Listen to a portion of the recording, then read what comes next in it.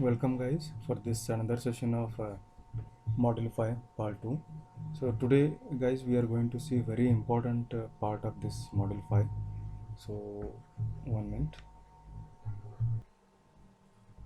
Well, system recovery is a very important part we have to study here. So here again there are at three different levels we have to study about the system recovery. Remember guys, this is very important point, and at each level we have to discuss how the system recovery for the typical generic DSS model will be taking place along with someone real-time example, along with the one real-time example. So here I am quoting also one example here. So all of you listen here how to explain about these things. Remember, this is very important question we are getting. So this is an effective recovery strategy for the DSS digital switch, which could be based on three-level scheme. As I told, there are three-level schemes are there. So the first level is called INIT1, or it is also known as level 1 initialization. Okay, if you want, you can put the subheading this one, then see how to explain about this. So it is the lowest level of initialization, exactly reverse of that what three levels we have seen so far. The top level what you have seen will contain only the peripherals there, LMs and TMs, but now you can see this is the lowest level of initialization for digital switch. So here what we will get, here exactly we are getting the peripheral models, exactly that what three levels model we have studied so far will be now keeping top down manner. Okay, now level 1 is coming at the bottom level, which will concern to the peripheral modules here like LMs and TMs, and level 1 initialization therefore concerned with the initialization of all the components that function at this level 1 control like peripheral modules. So who is controlling it? It is controlled and directed by the interface controllers, which controls line modules, trunk modules and peripheral modules. So IC is going to instruct whatever the LMs, TMs and PMs are coming under its control to initialize it. Okay, and in turn IC is controlled by the second level, that is NCPs. So I-91 recovery is directed specifically to initialize defined LMs, TMs and peripherals based on the severity of the problem without impacting the operation. So this is also known as a local recovery. Let us see with an example how to explain about this. So one thing by these 3 points what you can summarize here is level 1 initialization is referred to as the lowest level of initialization for the digital switch, and it consists of all the peripheral models like LMs and TMs, and which are actually controlled and directed by the, their initialization is controlled and directed by the interface controllers. Okay, so that's why this one is also known as local recovery. So let us see the next one example. So after sorry so one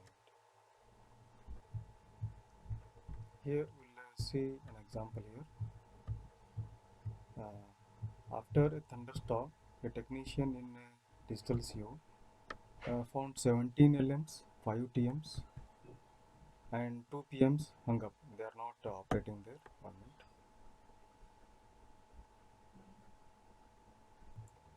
Yes, we'll continue. Let us see an example here. After a thunderstorm, a technician in a typical local exchange office, that is digital CO, found 17 line modules, 5 trunk modules and 2 peripheral modules hung up.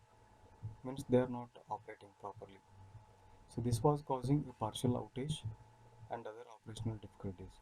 So they thought of it as some of them are not working properly because of the out of date of some of the devices and other operational difficulties. So in this type of situation, it is very much obvious that the technician to conduct a direct local recovery of these models. So manual restoral would take too long time. So that's why they will go for the direct local recovery here. So this type of recovery will have minimal impact on the rest of the DSS and will bring the DSS to normal operation by low level initialization of digital switch. So what they are doing, so whenever they will come across such non-operating of the non devices, such condition because of partial outage or some normal operating difficulties, they will go for the direct local recovery. Okay, that will be handled by the technician itself, either manually or remotely. So next you can see the level 2.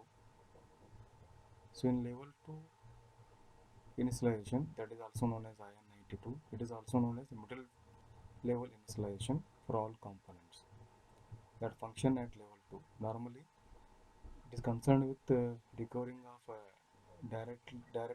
this recovery is directly specified by for the initialization of specified NCP and group of NCPs. So initialization 2 is normally we know that it is a level 2 means NCPs are there. So there it is concerned with the initialization of some specified NCPs or group of NCPs. So because of the distributed architecture type of this hypothetical DSS, quasi-distributed you have learned, no? So each NCP controls a set of ICs. So if NCP breaks down and the backup NCP cannot switch to active mode, the operation of all ICs connected to NCPs will be hampered.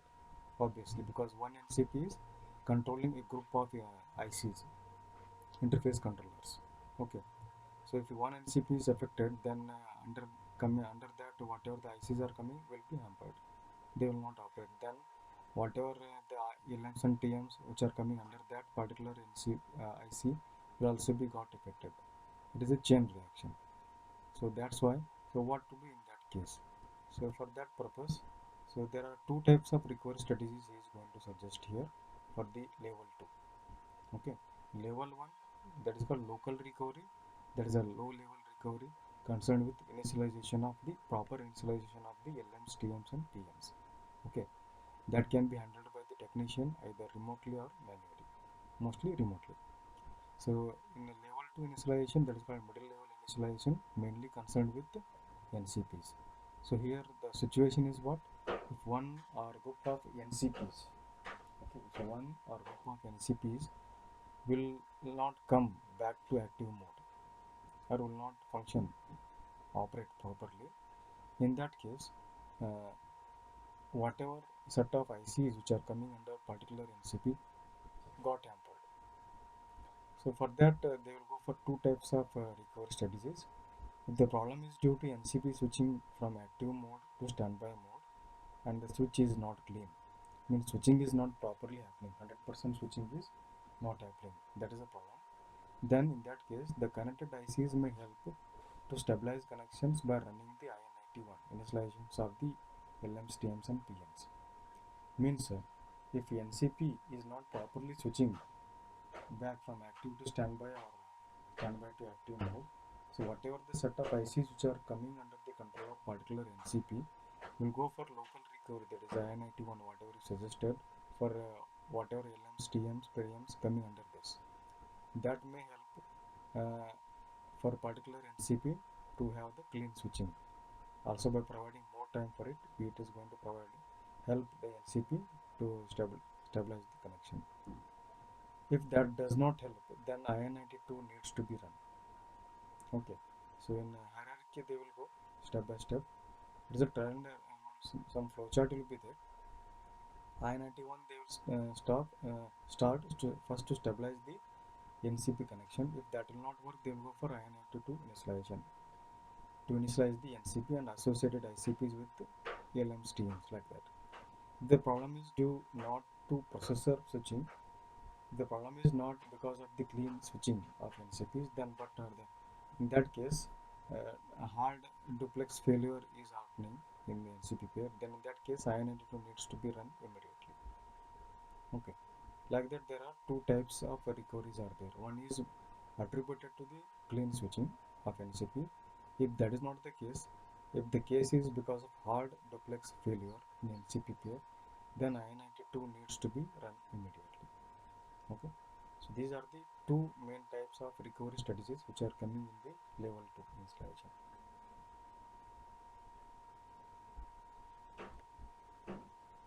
So next example, I will take here real-time example for the IN92 level recovery. The maintenance personnel try to switch NCP with its redundant side after diagnostics for the NCP failed. So redundant side of the particular NCP he checked there. He applied some diagnostics and maintenance personnel he is unable to uh, have the clean switching of the NCP. Means he failed for that one. Then NCP switch was not successful and the digital switch lost all calls controlled by the NCP. Means maintenance personnel is there manually. NCP is manually is trying to handle its diagnostics on its redundant side, but it is not providing the clean switch still. So in that case, uh, they will go for the there are those are the two levels of recovery strategies. One, uh, that is a stabilization support by the ICs at the I-91 running. Second one is the running the I-92 initialization of this particular NCP. That is the example. Level 3 initialization is called highest level of initialization for the digital switch. So this level of initialization functions at the level 3 control. Okay. Level 1 local control concerned with peripheral models like LMs and TMs. Level 2 concerned with NCPs. There are two types of recovery strategies we have seen. Level 3 is the highest level type, that is the top one. So it is directed specifically for initializing the CP and all NCPs. Okay. Level 1 initialization is directed by the IC. Level 2 initialization is directed by the level 2 is directed by the, you can see here. So here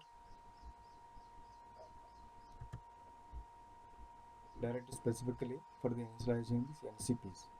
It is actually directed by the CP itself. Coming to level 3 here. Okay. Directed specifically for the initializing the CP. It's concerned with initialization of CP and all NCPs. Whereas I-92 is concerned with initialization of only NCPs.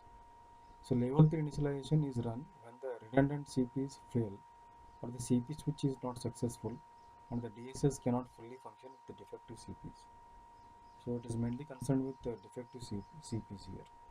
Okay, if CP will fail, then whatever NCPs which are coming under that particular CP or the whole that chain will we are going to lose. So under this situation, the recovery program tries to identify the problem with the last known good CP. So here the recovery strategy how it will work. It will identify which one is the last good CP which was worked properly. So lower load and no load on the system will allow the CPs to be diagnosed effectively. In that case, what it will do, it will identify the last good CP which was worked. Then it will unload all the working of the defective CP on the good CP, last one which was worked. Then we'll try to diagnose that CP. Once the CP is fixed, the system will then run the I-92 initialization to synchronize all NCPs and bring them back up online. Okay. So in this way, the level 3 initialization is going to happen. So idea is very simple. If you found one CP is defective, we'll identify which one is the last CP which was found good working, and we'll transfer all the load of this defective CP on the good CP until this defective CP is diagnosed, and then it will be fixed and initialized with the I-92 initialization. Then it will be bring them back up to online. Okay. So example here is, so DSS starts experiencing slow dial tone. Sometimes we'll face this difficulty in the middle of talking only or before dialing. We'll try it 2 or 3 times, it will not. We will get very slow dial tone, and after a time it runs an automatic I-92 initialization. So this clears the slow dial tone problem, but the problem returns after few minutes. So this is the problem. We are applying the solution here, that is I-92 initialization, but the problem of slow dial tone is repeating again and again. So hence the digital switch then starts taking repeated I-92s, and here the technician initiates I-93 which clears the problem. Okay, so this type of condition normally occurs because of software corruption in the CP, and an installation normally clears it. So the problem found here is the problem with the corrupted software in the CP, not the CP, defective CP. Okay, so that will be fixed. Then it will be initialized with I-93. Then the whole this problem of slow down time could be avoided without running I-92 successively again and again. Okay, hope you understood the guys. This one is a very important point we are discussing today, that is a system recovery. At all three levels you have to take an example and explain in detail. Okay. So now to conclude this one, we'll have to see how the whole thing will be done automatically. Manual recovery, you can see when repeated use of IN83 does not recover the system. You see here, this is the special case because we got with only three levels of recovery. We left with only three levels of recovery. But even though the last level of recovery will not affect our recovering of the system, then we don't have left with any option other than the manual recovery. Under manual recovery, the generic program with the last known good office data and selected subscriber data is loaded into the digital switch. So this is very important, guys. Last known good office data and selected subscriber data. So always it is going to keep an update of last known good things, maybe CP or whatever data. Then manual diagnostics are applied to recover the digital switch with this last known good things. This type of manual recovery scheme is a digital switch specific. It is specific to particular digital switching systems specifications. It is going to vary from one to another switch. So the basic idea is as follows. Now to summarize the whole system recovery. Bring up the system with the manual effort. Okay. Bring up the system with the manual effort like this, how we told. As automatic runs, manual effort as automatic runs of IN81, 2 and 3 failed due to the system back online. Okay. So the current generic program and data may be corrupted. Present the things are corrupted. The system is updated with the last known good generic program and data. This is obviously. So special diagnostic programs and techniques are required to identify the problem. So after fixing, that is updating the last known good things with the defective one, they will go for applying the diagnostics, that is to identify the problem here. So manual recovery, after that one they will go for this one. So there here I will stop this discussion of the system recovery. So this is how you have to explain. Okay, so whenever you get a question, explain system recovery for the generic DSS model. Start with level 1 recovery, that is the lowest level, consisting of peripheral models like LMs and TMs. That is a local recovery instructed or directed by the interface controller.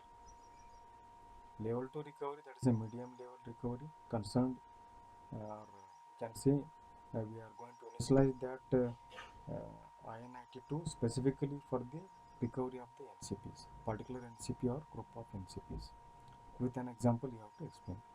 And level 3 recovery mainly concerned with the CPs and NCPs all. The CP and all NCPs coming under it. Okay. Two strategies we have studied in level 2 and one strategy we have studied in level 3. So, and finally you can conclude this answer. So don't stop at the level 3 itself with the example. Finally you have to conclude this answer with the manual recovery and all the things. Okay. So hope you understood this one. This is a very important part we are covering today. We'll stop this one.